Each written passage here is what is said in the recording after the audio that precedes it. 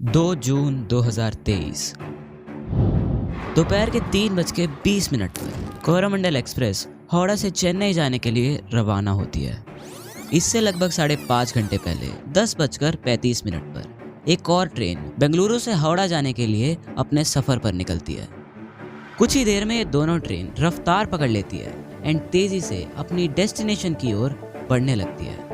हज़ारों लोग इन ट्रेन में सफ़र कर रहे हैं, लेकिन किसी को भी ये भनक तक नहीं है कि आगे एक ऐसी चीज़ होने वाली है जिसे इतिहास में one of the deadliest train accidents के रूप में याद किया जाएगा।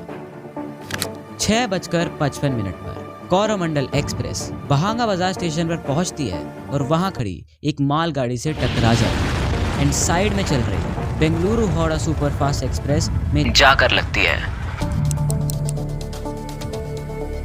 पलक झपकते ये दोनों ट्रेन टुकड़ों में बिखर जाती है एंड 280 से ज़्यादा लोग मारे जाते हैं, 900 से ज़्यादा लोग घायल हो जाते हैं एंड इस तरह ये accident one of the worst train accident बन जाता है।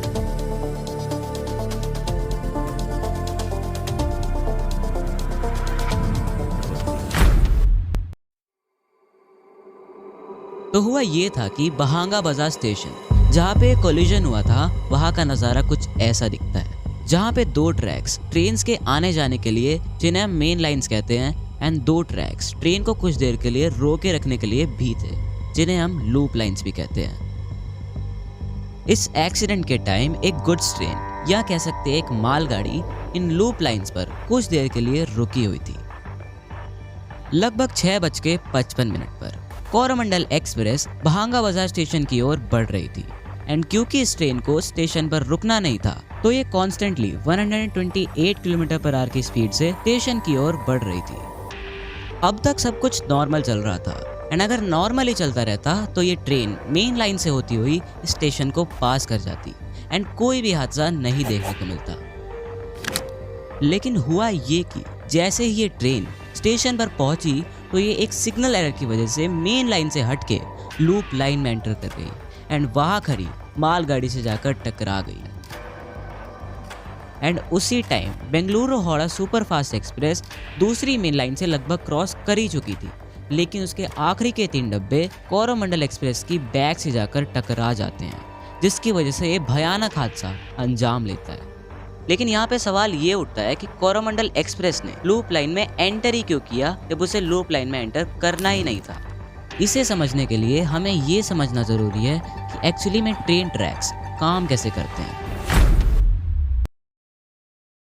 जब भी ट्रेन को ट्रैक चेंज करना होता है तो ये डिसाइड ट्रेन का लोको पायलट नहीं बल्कि स्टेशन मास्टर करता है, जो रेलवे ट्रैक्स के साइड में इंस्टॉल्ड इन पॉइंट मशीन को सिग्नल देता है and point machine in tracks को मूव करती है। अगर ट्रेन को ट्रैक पे टर्न करना होता है तो ट्रेन का ट्रैक कुछ ऐसे मूव किया जाता है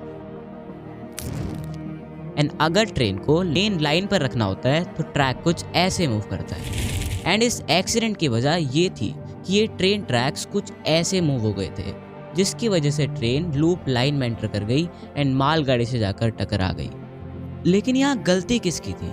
किसकी गलती की वजह से ट्रेन मेन लाइन से हटके लूप लाइन में एंटर करी? यहाँ एक सिग्नलिंग फेलियर था या फिर एक साजिश?